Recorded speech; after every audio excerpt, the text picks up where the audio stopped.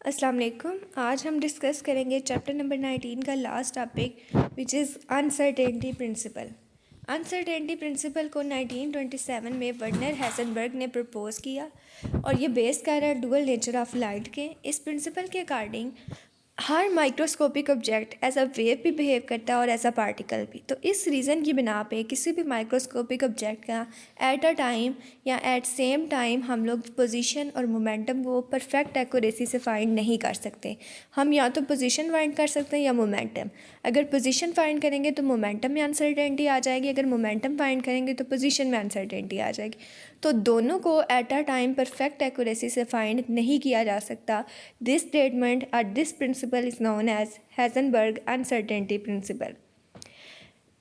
Position and momentum of a particle cannot both be measured simultaneously with perfect accuracy. Uncertainty in any measurement. अब किसी भी measurement में uncertainty की reason wave particle duality है कि हर microscopic object ऐसा wave भी बिहेव कर रहा है और ऐसा पार्टिकल भी। तो इसलिए हम जब भी उसको मेजर करेंगे तो वहाँ पे कोई ना कोई अनसर्टेनिटी उससे रिलेटेड होगी। जिस मेजरिंग इंस्ट्रूमेंट से हम उसे मेजर करेंगे उसमें कोई ना कोई अनसर्टेनिटी होगी। अब इसके लिए हम लोग देखते हैं कि जब हम किसी मैक्रोस्कोपिक ऑब्जेक्ट की बात करते हैं तो मैक्रोस्कोपिक ऑब्जेक्ट भी एज अ वेव और एज अ पार्टिकल बिहेव कर रहे होते हैं, लेकिन क्योंकि उनकी जो वेव लेंथ है वो इतनी स्मॉल होती है कि हम उसे इग्नोर कर सकते हैं, निगलेक्ट कर सकते हैं और उसको सिर्फ एज अ पार्टिकल ही कंसिडर करते हैं। सो मैक्रोस्कोपिक ऑब्जेक्ट के अंदर अनसर्टेनिटी कम होती है, उसका हम पोजीशन और मोमेंटम को at a time find out कर सकते हैं। लेकिन अगर माइक्रोस्कोपिक ऑब्जेक्ट्स या स्मॉल ऑब्जेक्ट्स सब atomic particles like electron, proton और न्यूट्रॉन की बात करें तो वो एज अ वेव और एज अ पार्टिकल बिहेव कर रहे होते हैं और उनके किसी फिनोमिना को भी हम निगलेक्ट नहीं कर सकते। इसलिए वहाँ पे uncertainty is not negligible. For example अगर हम एक टेनिस बॉल और एक इलेक्ट्रॉन की एग्जांपल लें तो टेनिस बॉल हमारे पास मैक्रोस्कोपिक ऑब्जेक्ट है और इलेक्ट्रॉन एक माइक्रोस्कोपिक ऑब्जेक्ट है। तो जब हमारे पास लाइट की एक रे या फोटॉन जो है वो स्ट्राइक करेंगे टेनिस बॉल के ऊपर, तो क्योंकि टेनिस बॉल माइक्रोस्कोपिक ऑब्जेक्ट है तो उस बॉल की पोजीशन पे कोई इफेक्ट नहीं होगा। अगर उसके ऊपर लाइट फॉल कर रही है वो जिस डायरेक्शन में मूव कर रहा है उसी डायरेक्शन में मूव करता रहेगा। लेकिन अगर इलेक्ट्रॉन की बात करें तो इलेक्ट्रॉन क्योंकि एक माइक्रोस्कोपिक ऑब्जेक्ट है, जैसे उसके ऊपर फोटॉन फॉल करेगा तो इलेक्ट्रॉन की पोजीशन चेंज हो जाएगी। सपोज करते अब इस तरह से इसी बेस पे हम लोगों ने जो अनसर्टेनिटीज़ हैं उनको दो फॉर्म्स में कैटेगराइज किया हुआ है। First one is position momentum uncertainty and second one is energy time uncertainty. तो पोजीशन मोमेंटम अनसर्टेनिटी क्या है? It state that it is impossible to measure the position and momentum of a particle at same instant with unlimited precision, कि हम perfect accuracy के साथ at a time position और momentum को find नहीं कर सकते। इसके लिए हम सपोज करते हैं कि हम एक इलेक्ट्रॉन को कंसिडर करते हैं, एक माइक्रोस्कोपिक ऑब्जेक्ट को, पार्टिकल को, और उसका एट अ टाइम हम लोग पोजीशन भी फाइंड करना चाह रहे हैं और मोमेंटम भी। इसके लिए हम लोग जो फोटॉन या जो लाइट रे यूज़ कर रहे हैं उसकी वेवलेंथ है लैम्डा। अब इसको यूज़ करके हमने पोजीशन और मोमेंटम फाइंड करना है। तो सबसे पहले अनसर्टेनिटी इन पोजीशन। जैसे ही फोटॉन एक इलेक्ट्रॉन के साथ स्ट्राइक करेगा तो स्ट्राइक करने पर फोटॉन अपनी एनर्जी इलेक्ट्रॉन को देगा। इलेक्ट्रॉन एनर्जी अब्जॉर्ब करने के बाद जिस पाथ में मूव कर रहा होगा उसी पाथ में मूव नहीं करता रहेगा, बल्कि उसकी पोजीशन चेंज हो जाएगी।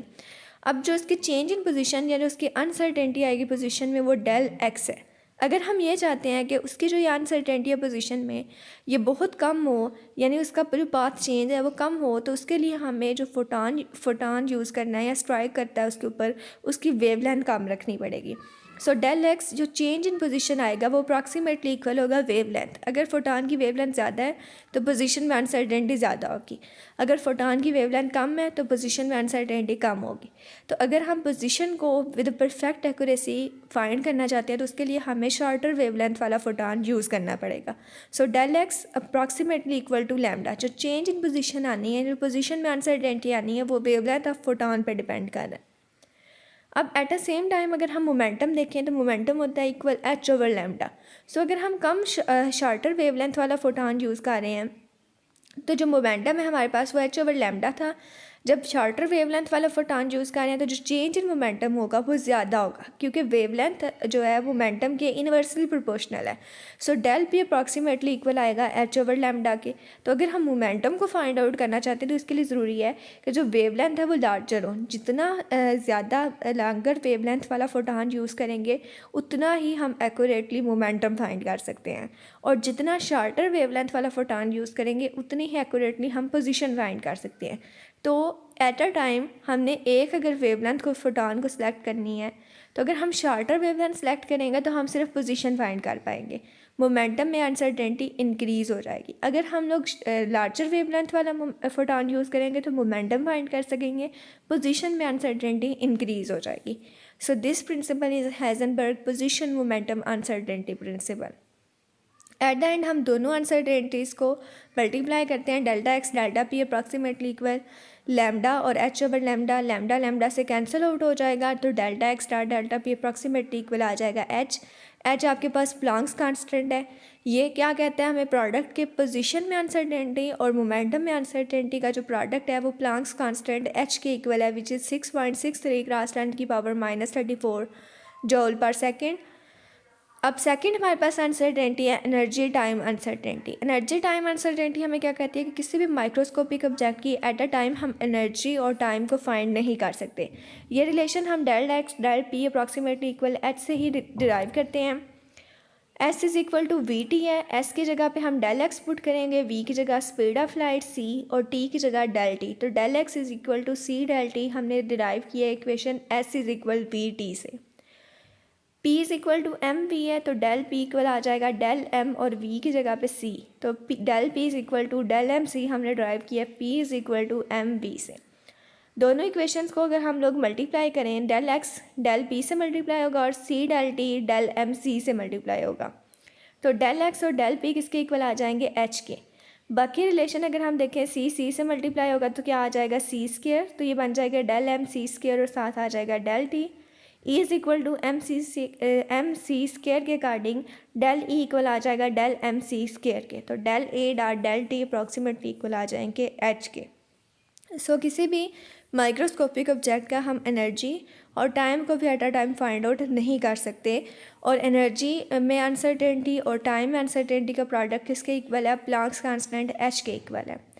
फॉर मोर केयरफुल कैलकुलेशंस हम इसको लिख सकते हैं del x dot del p greater than h cut, del e dot del t greater than or equal to h cut. H cut किसके इक्वल है, एच ओवर 2 पाई के। H की value 6.63 cross 10 की पावर -34 और 2 पाई की value 3.14। इसको हम लोग डिवाइड करेंगे तो आंसर आएगा 1.05 क्रॉस 10 की पावर -34 जूल सेकेंड। हाइजेनबर्ग को 1932 में अपने इसी अनसर्टेनिटी प्रिंसिपल की बेस पे नोबेल प्राइज़ मिला। Thank you.